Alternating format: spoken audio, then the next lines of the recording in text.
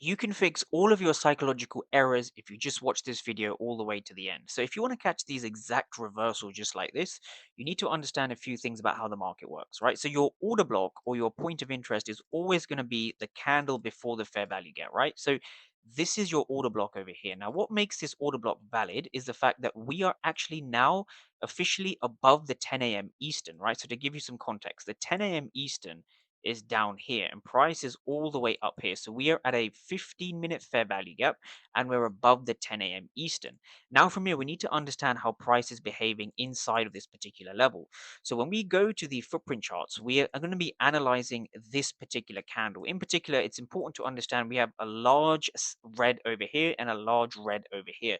This means that there's more aggressive sellers than buyers. So we're seeing sellers kick in over here. Now at the top, we see a very, very small volume, right? So when we see a small volume on the 15-minute time frame, especially on the 5-minute time frame, what this is indicating is that the market is unwilling to trade at these prices.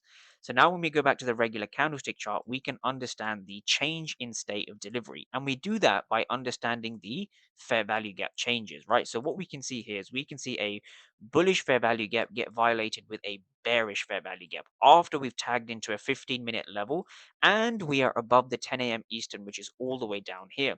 So this becomes a key level of interest because we have a lot of selling volume over here. If we go back to the regular candlestick chart, we have a lot of selling volume within this region and a low volume over here.